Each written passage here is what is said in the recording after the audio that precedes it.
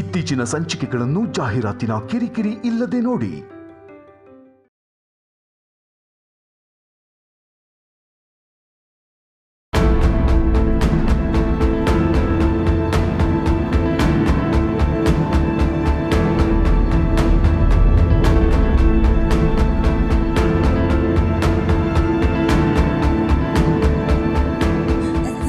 Sir, ನಾನು age ಹತ್ರ ಮಾತಾಡಬೇಕು ಸರ್.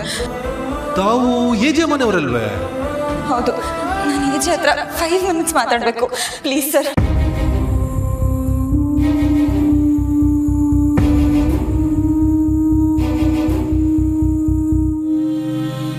Thank you sir. ಅಯ್ಯೋ, ಇಲ್ಲಿ ಮುಂದೇನಿದೆ ಸರ್, ನಿಮ್ಮ ತಾಯಿ ಹಠ ಮಾಡಿದ್ರಂತೆ, ನಿಮ್ಮ ಹೆಂಡತಿ ಒದ್ದಾಡ್ಕೊಂಡು ಸ್ಟೇಷನ್ವರೆಗೂ ಬಂದಿದ್ರು ಸರ್. ಇದಕ್ಕೆಲ್ಲ ಕಾರಣ ನಿಮ್ಮ ಹೆಂಡತಿ ಸರ್. ನಿಮ್ಮ ಹೆಂಡತಿಯಾಗಿ ಬಂದಿರೋದು ನಿಮ್ಮ ಪುಣ್ಯ ಸರ್. ಲೀಲಾ ಮೇಡಮು ವಯಸ್ಸಲ್ಲಿ ಚಿಕ್ಕವರಾದರು, ಮನಸ್ಸಿನಿಂದ ಅವರು ತಾಯಿ ಸ್ಥಾನ ತುಂಬ್ತಾರೆ ಸರ್. ಈಜೆ ಒಳ್ಳೆಯವರು, ಅವ್ರೇನೋ ತಪ್ಪು ಮಾಡಿಲ್ಲ ಅಂತ ಅಪ್ರೂವ್ ಆಗುತ್ತೆ. ಈ ವಿಷಯ ಗೊತ್ತಾದಾಗಿಂದ ನಾನಂತೂ ನೆಲದ ಮೇಲೆಲ್ಲ ಹಾರಾಡ್ಬೇಕು ಅನಿಸ್ತದೆ ಅಪ್ಪ.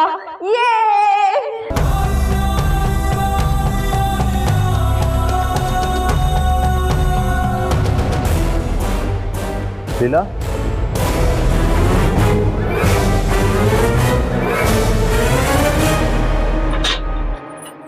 ಬಾರೆ ಅಮ್ಮ, ಪ್ಲೀಸ್ ಹೀಗೆಲ್ಲ ಮಾಡ್ಬೇಡ ಅಮ್ಮ. ಯಾವಳೆ ನಿಮ್ಮಮ್ಮ? ನಿಮ್ಮಮ್ಮ ಯಾವತ್ತ ಸತ್ತೋದ್ಲು?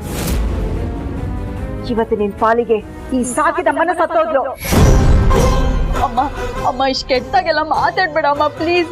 ಅಕ್ಕ ನೀನ್ ಅನ್ಕೊಂಡಾಗ ಏನು ಮಾಡಿಲ್ಲ, ಅವಳು ನನ್ನ ಜೀವನನ ಉಳಿಸಿದಾಳೆ. ಬಾಯ್ ಮುಚ್ಕೊಂಡು ಒಳಗಡೆ ಹೋಗಿ, ನಿನ್ನಿಂದ ನಾನು ಹೇಳಿಸ್ಕೋಬೇಕಾಗಿಲ್ಲ. ಅಮ್ಮ, ನಾನು ನಿಜವಾಗ್ಲೂ ಯಾವ ತಪ್ಪು ಮಾಡಿಲ್ಲ ಅಮ್ಮ, ಪ್ಲೀಸ್ ಅರ್ಥ ಮಾಡ್ಕೋ. ನಾನು ನಿಜವಾಗ್ಲೂ ತಪ್ಪು ಮಾಡಿದ್ರೆ ನಾನು ತಪ್ಪು ಮಾಡಿದ್ದೀನಿ ಅಂತ ನಿನ್ ಮುಂದೆ ಬಂದು ನಿಂತ್ಕೊಂಡು ಶಿಕ್ಷಕನು ಅಂತ ಕೇಳ್ತಾ ಇದ್ದೆ. ಆದ್ರೆ ನಾನು ಯಾವ ತಪ್ಪು ಮಾಡಿಲ್ಲ ಅಮ್ಮ, ಪ್ಲೀಸ್. ಇಷ್ಟೆಲ್ಲ ಆದ್ರೂ ನೀನ್ ಇನ್ನೂ ನಾಚಿಕೆ ಆಗ್ಲಿಲ್ಲ ಅಂದ್ರೆ ನಿಂದೆಂತ ಬಂಡೆ ಜನ್ಮನೆ.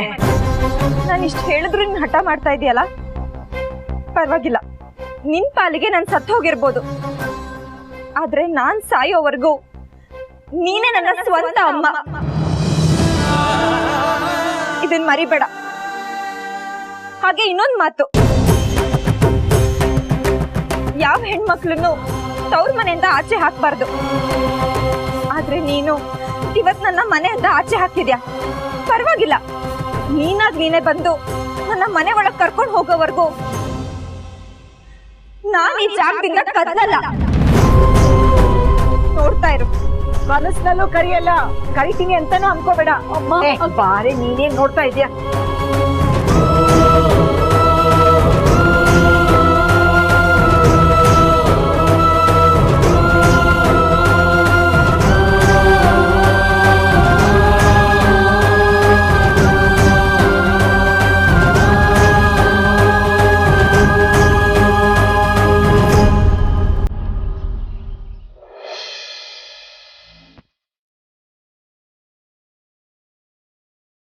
ಅಮ್ಮ, ರಾಮ್, ಬಾರೋ, ಕೂತ್ಕೋ.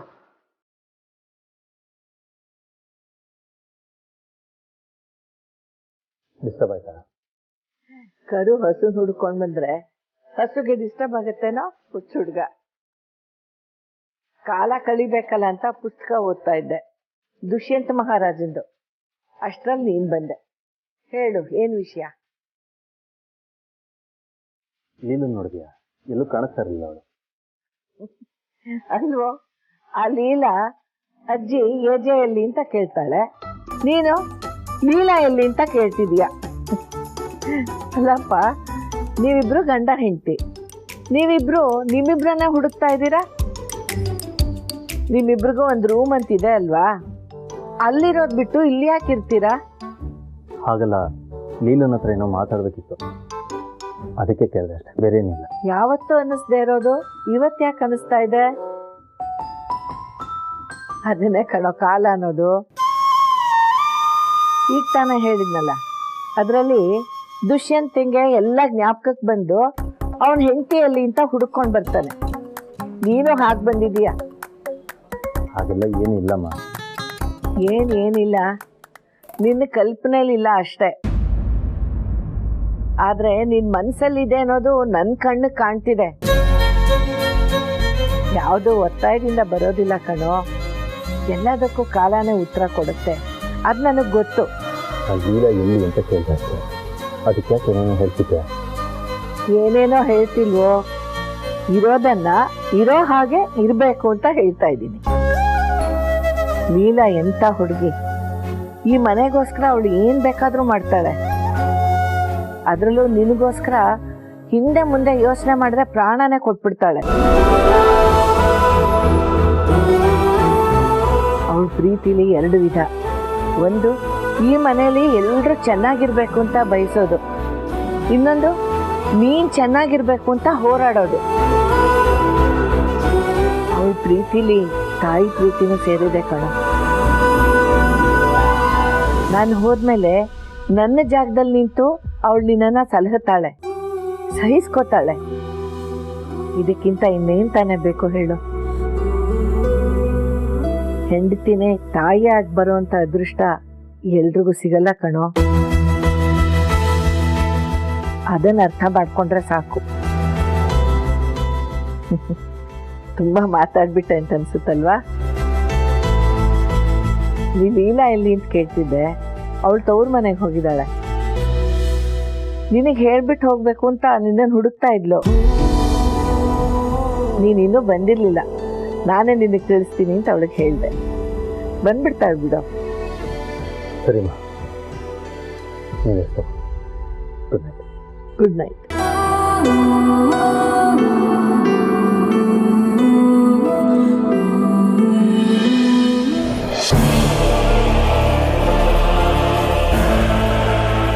ಅಕ್ಕ ಅಕ್ಕ ಪ್ಲೀಸ್ ನನ್ ಮಾತ್ ಕೇಳೆ. ಹಠ ಮಾಡ್ಬೇಡ ಅಕ್ಕ. ಅಕ್ಕ ಈ ಕಡೆ ನೋಡು. ಎಷ್ಟೊತ್ತು ಅಂತ ಹೊರಗ್ ನಿಂತ್ಕೋತಿ ಅಕ್ಕ? ಮನೆಗಾದ್ರೂ ಹೋಗೆ. ಇಲ್ಲ, ನಾನೀಗ ಹಿಂಗೆ ಬಿಡಕ್ಕಾಗಲ್ಲ.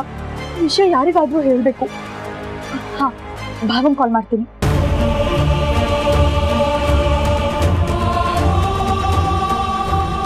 ಇಲ್ಲ, ಭಾವನ್ ಹೇಳಿದ್ರೆ ಅವ್ನು ಗಾಬರಿಯಾಗಿ ವಿಷಯ ಬೇರೆ ಏನೋ ಆಗುತ್ತೆ. ಯಾರಿಗೆ ಹೇಳಲಿ? ಹಾ, ದುರ್ಗಾ ಅವ್ರಿಗೆ ಕಾಲ್ ಮಾಡ್ತೀನಿ.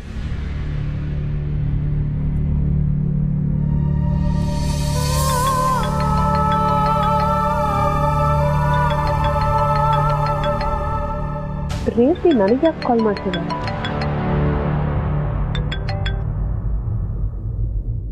ಹಲೋ ದುರ್ಗಾ ಅವ್ರೆ, ನಿಮ್ಮಿಂದ ಒಂದು ಅರ್ಜೆಂಟ್ ಹೆಲ್ಪ್ ಆಗ್ಬೇಕಿತ್ತು. ಏನಾಯ್ತು ರೇವತಿ? ಅಯ್ಯೋ, ನಮ್ಮನೆ ತುಂಬಾ ದೊಡ್ಡ ಅನಾಹುತ ಆಗೋಗಿದೆ. ಅಮ್ಮ ಅಕ್ಕಂಗ್ ಬೈದು ಮನೆಯಿಂದ ಆಚೆ ಹಾಕಿದ್ದಾರೆ.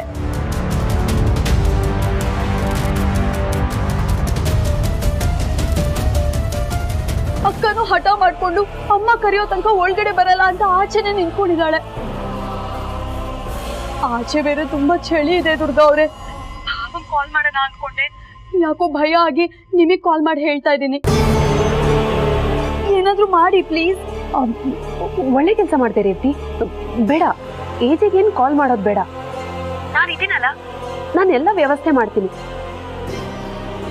ನೀನೇನು ಹೆದರ್ಕೋಬೇಡ, ಎಲ್ಲ ಸರಿ ಹೋಗುತ್ತೆ. ರಿಲ್ಯಾಕ್ಸ್ ಆಗಿರು. ಓಕೆ, ಪ್ಲೀಸ್ ಬೇಗ ಏನಾದ್ರೂ ಮಾಡಿ. ಅಕ್ಕನ್ನ ನೋಡಕ್ ಆಗ್ತಿಲ್ಲ, ತುಂಬಾ ಕಷ್ಟ ಪಟ್ಕೊಂಡು ಹೊರಗೆ ನಿಂತಿದ್ದಾಳೆ. ಹಾ, ಓಕೆ ರೇವತಿ, ಡೋಂಟ್ ವರಿ.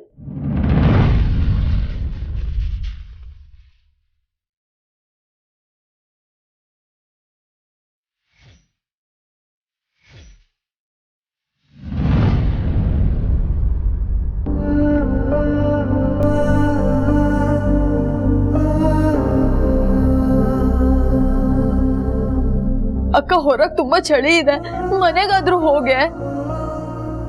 ಏನು ಮಾತಾಡ್ದಿದ್ರೆ ಹೇಗೆ ಅಕ್ಕ? ಇಲ್ಲ ಚುಕ್ಕಿ, ಅಮ್ಮ ಬಂದ್ ಕರೆಯೋವರೆಗೂ ನಾನು ಈ ಜಾಗದಿಂದ ಕದ್ಲಲ್ಲ.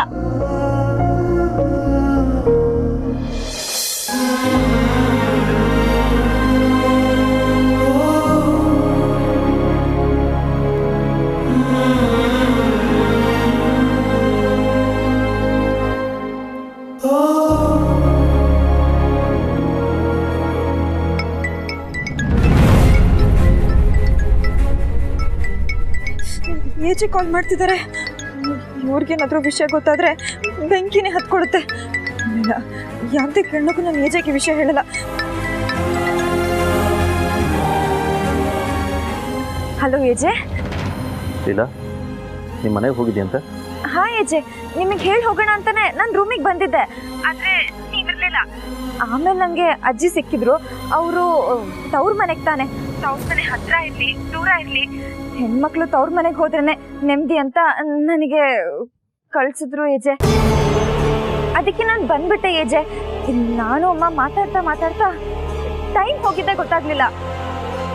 ಇನ್ನೇ ನಾನು ಹೊರಟಿದ್ದೆ, ಆದ್ರೆ ಅಮ್ಮ ಹೊರಗಡೆ ತುಂಬಾ ಚಳಿ ಇದೆ, ಇಷ್ಟೊತ್ತಲ್ಲಿ ಯಾಕೆ ಹೋಗ್ತೀಯಾ, ಹೋದ್ರೆ ನಿನ್ನ ಆರೋಗ್ಯ ಏನಾಗಬಾರ್ದು ಅಂತ ಹೇಳಿದ್ರು. ಅದಕ್ಕೆ ಇಲ್ಲೇ ಉಳ್ಕೊಂಡೆ ಏಜೆ.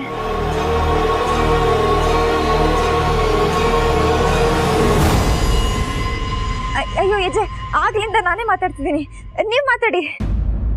ಇಲ್ಲ, ಹೇಳಿ ಏಜೆ. ಅಯ್ಯೋ ಓಕೆ.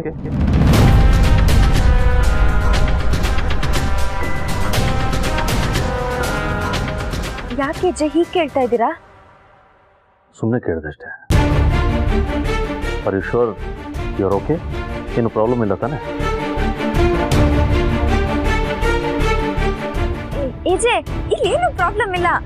ಅಮ್ಮ ನನ್ನ ತುಂಬಾ ಚೆನ್ನಾಗಿ ನೋಡ್ಕೋತಾ ಇದ್ದಾಳೆ. ಏ ಚುಕ್ಕಿ ಇರೇ, ನಾನು ಬರ್ತೀನಿ. ಏಜೆ ಕಾಲ್ ಮಾಡಿದ್ದಾರೆ, ಮಾತಾಡ್ಬಿಟ್ಟು ಬರ್ತೀನಿ ತಡಿಯೇ. ನೋಡಿ ಏಜೆ, ಅಮ್ಮ ನನ್ಗೆ ಬಳೆ ತಂದು ಕೊಟ್ಟಿದ್ರು, ಇವಳದ್ನ ಇಸ್ಕೊಂಡು ಆಟ ಆಡ್ತಾ ಇದ್ದಾಳೆ. ಅಮ್ಮ ನೀನ್ ಒಗ್ಗರಣೆ ಹಾಕ್ಬೇಡಮ್ಮ, ನಾನ್ ಬಂದು ಹಾಕ್ತೀನಿ. ಏಜೆ ಕಾಲ್ ಮಾಡಿದ್ದಾರೆ, ಮಾತಾಡ್ಬಿಟ್ಟು ಬರ್ತೀನಿ.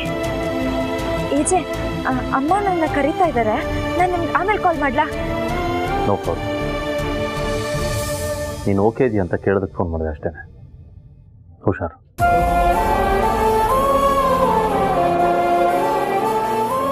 ನನ್ಗೇನಾಗಿದೆ ಏಜೆ? ನಾನು 100% okay okay okay okay.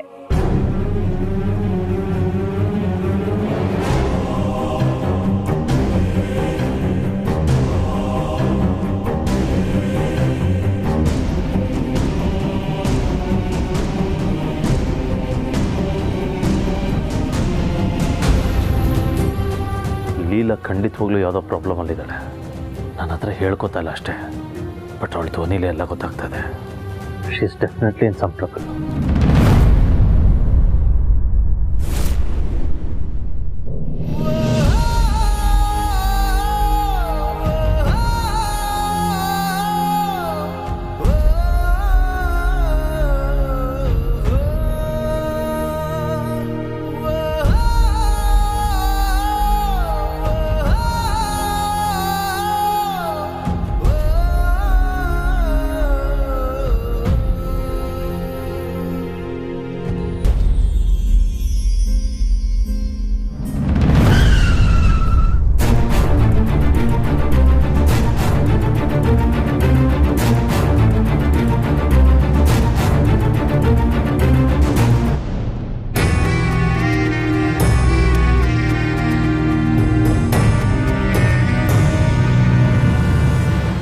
Leela, ಇಲ್ಲೇನು ಮಾಡ್ತಿದ್ಯಾ?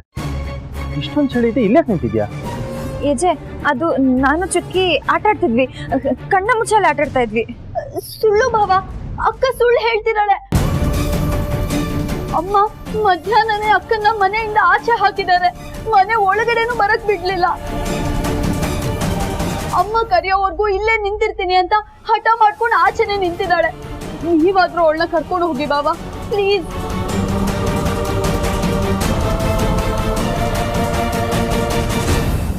ಯಾಕೆ ಹೀಗೆ ಮಾಡಿದಾರಲಿಲ್ಲ? ನಿನ್ನೆ ಕೇಳ್ತಾ ಇರೋದು. ಈಗ ನೀನು ಹೇಳ್ತೀಯ ಅಥವಾ ನಾನು ಕರೆದು ಕೇಳಲ್ಲ ಅವ್ರನ್ನ? ಯಾರು ಯಾಕೆ ಹೇಳ್ಬೇಕು ಅಂದ್ರೆ ನಾನೇ ಹೇಳ್ತೀನಿ. ಇವಳು ನನ್ನ ಮಗಳಲ್ಲ, ಅನಿಷ್ಟ.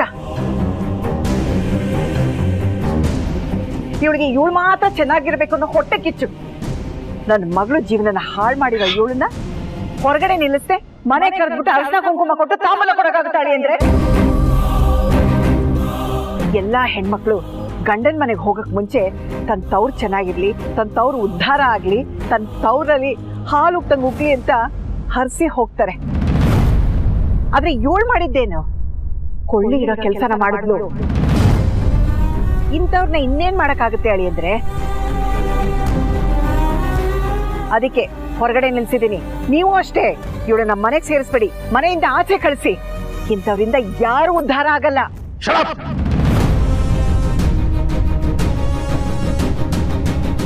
ಇನ್ನೊಂದು ಮಾತು ಲೀಲನ್ ಬಗ್ಗೆ ಮಾತಾಡಂಗಿಲ್ಲ. ನೀವೇ ಬೆಳೆಸಿರೋ ಮಗಳು ಅವಳ ಬಗ್ಗೆ ಇಷ್ಟು ಕೆಟ್ಟದಾಗ ಮಾತಾಡ್ತಾ ಇದ್ರಲ್ಲ, ನಿಮ್ಗೇನೋ ಒಂದ್ಸಲ. ಅಂಡ್ ರೇವತಿ, ಇಲ್ಲಿ ಇಷ್ಟು ದೊಡ್ಡ ಪ್ರಾಬ್ಲಮ್ ಆಗಿದೆ, ಅಟ್ಲೀಸ್ಟ್ ನನಗೆ ಫೋನ್ ಮಾಡಿ ಇನ್ಫಾರ್ಮ್ ಮಾಡ್ಬೇಕಾನೆ. ಅದು ಭಾವ, ನಾನು ನಿಮಗೆ ಕಾಲ್ ಮಾಡಕ್ಕೆ ಅಂತ ಹೋದೆ, ಆದ್ರೆ ಭಯ ಆಗಿ ದುರ್ಗಾ ಅವ್ರಿಗೆ ಕಾಲ್ ಮಾಡಿದೆ. ಅವ್ರು ಹೆದರ್ಕೋಬೇಡ, ಏನಾದ್ರೂ ಮಾಡ್ತೀನಿ ಅಂತ ಧೈರ್ಯ ತುಂಬಿದ್ರು. ಅದಕ್ಕೆ ಯಾರಾದ್ರೂ ಹೆಲ್ಪಿಗೆ ಬರ್ತಾರೆ ಅಂತ ಕಾಯ್ತಾ ಇದ್ದೆ. ಇಂಥ ಎಡವಟ್ಗೋಸ್ಕರ ಯಾರು ತಾನೇ ಬರ್ತಾರೆ, ಅದು ಇಷ್ಟೊತ್ತಿನಲ್ಲಿ? ನೋಡಿ, ಲೀಲಾ ಎಡವಟ್ಟು ಅಂತ ಒಪ್ಕೋತೀನಿ, ಆದ್ರೆ ಅವ್ಳು ಗೊತ್ತಿಲ್ಲದೆ ಆಗೋ ಎಡವಟ್ ಹಿಂದೆ ಒಂದು ಒಳ್ಳೆ ಉದ್ದೇಶ ಇರುತ್ತೆ, ಅಂಡ್ ಒಳ್ಳೇದೇ ಆಗುತ್ತೆ. ಜನಗಳ ಮಾತನ್ನ ಕೇಳಿಸ್ಕೊಂಡು ಇವತ್ತು ಮಾತಾಡ್ತಾ ಇದ್ದೀರಾ. ಅವ್ರು ಪಾಸ್ ಮಾಡೋ ಕಮೆಂಟ್ಗಳ ಮೇಲೆ ನಿಮ್ಮ ನಿರ್ಧಾರನ ಬದಲಾಯಿಸ್ತಾ ಇದ್ದೀರಾ. ನೀವೇ ಬೆಳೆಸಿರೋ ಮಗಳ ಬಗ್ಗೆ ನಿಮಗೆ ಗೊತ್ತಿಲ್ಲ ಅಂದ್ರೆ ಪ್ರಾಬ್ಲಮ್ ಇರೋದು ಲೀಲನಲ್ಲ, ನಿಮ್ಮಲ್ಲಿ. ಓಹೋ, ನಿಮಗೂ ಮೋಡಿ ಮಾಡ್ಬಿಟ್ಲಾ ಈ ಮಾಯಂಗಿಣಿ? ಇವಳನ್ನ ಮಾತ್ರ ನಂಬೇಡಿ ಅಳಿಯಂದ್ರೆ. ಅಲ್ಲ, ಇಷ್ಟಕ್ಕೂ ಇವಳು ನಿಮ್ಗೆಲ್ಲ ಏನ್ ಮಾಡಿದಾಳೆ ಅಂತ ಇಷ್ಟೊತ್ನಲ್ಲಿ ಬಂದು ಇವಳ ಪರ ವಹಿಸ್ಕೊಂಡು ಮಾತಾಡ್ತಾ ಇದ್ದೀರಾ ನೀವು? ಆಫ್ಟರ್ ಆಲ್ ಇವಳು ನಿಮ್ಮ ಮನೆಯಲ್ಲಿ ಮುಸ್ರೆ ತೊಳ್ಕೊಂಡು ಬಿದ್ದಿರೋಳು. ಇಲ್ಲ, ಅದಕ್ಕೂ ನಿಮ್ಮಲ್ಲಿ ಜನ ಇದ್ದಾರೆ ಅಲ್ವಾ? ಆದ್ರೂ ಅದೇ ಕೆಲಸ ಮಾಡ್ತಿದ್ದಾಳೆ ಅಂದ್ರೆ ಅವ್ರಕಿನ್ನ ಕೀಳಾದವಳು ಅಂತ ಅರ್ಥ. ತಾಳಿ ಕಟ್ಟಿಸ್ಕೊಂಡಿರೋ ಗಂಡನ ಮನೇಲಿ ಇವಳಿಗೆ ಸ್ಥಾನ ಇಲ್ಲ, 3 ಕಾಸಿನ ಬೆಲೆ ಇಲ್ಲ, ಅದ್ರಲ್ಲಿ ಇವಳ ಪರ ವಹಿಸ್ಕೊಂಡು ಬಂದಿದ್ದೀರಾ ಮಾತಾಡಕ್ಕೆ. ಅದು ಅಲ್ಲದೆ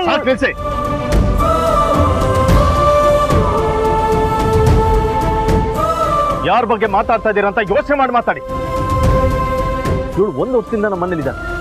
ಅವಳೇನು ಅಂತ ನನಗೆ ಗೊತ್ತು, ಬೆಳೆಸಿರೋರು ನೀವು. ಅವಳೇನು ಅಂತ ನಿಮಗೆ ಗೊತ್ತಿಲ್ಲ? ಲೀಲಾ ಯಾವತ್ತು ಯಾರಿಗೂ ಕನ್ಸಲ್ಲೂ ಕೆಟ್ಟದ್ದು ಬಯಸೋಳಲ್ಲ.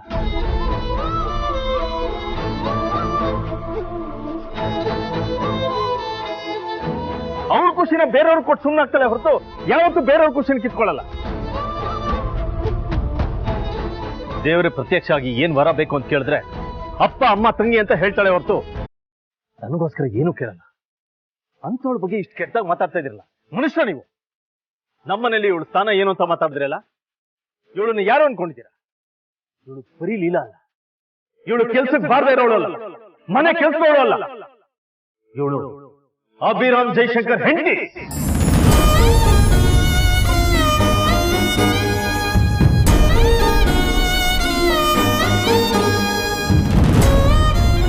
ಒಂದು ಅಧಿಕಾರ ಸಾಕು, ಇವಳಿಗೆ ಏನ್ ಬೇಕೋ ಅದನ್ನು ಮಾಡ್ಬೋದು. ಆದ್ರೆ ಒಂದು ದಿನನೂ ತನ್ನ ಸ್ವಾರ್ಥಕ್ಕೆ ಈ ಅಧಿಕಾರನ ಬಳಸ್ಕೊಂಡಿಲ್ಲ. ಇದ್ದೇ ಕೊನೆ. ಇನ್ನೊಂದು ಕೆಟ್ಟ ಮಾತು ಲೀಲನ್ ಬಗ್ಗೆ ಬರಬಾರ್ದು.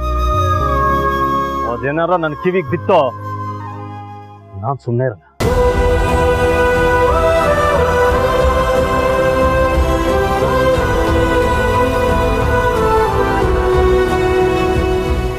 ಹುಷಾರು, ಬಲ್ಲಿಲ್ಲ.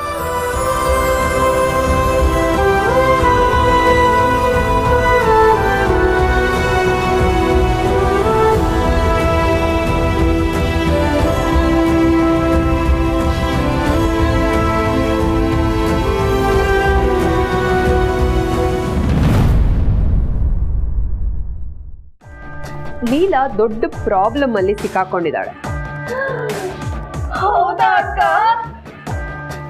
ಈಗಷ್ಟೇ ಅವಳ ತಂಗಿ ರೇವತಿ ಫೋನ್ ಮಾಡಿದ್ರು.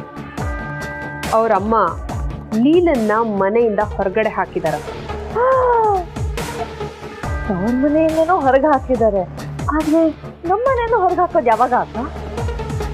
ಸದ್ಯಕ್ಕೆ ಅವಳ ಮನೆಯಿಂದ ಹೊರಗೆ ಬಿದ್ದಿದ್ದಾಳೆ.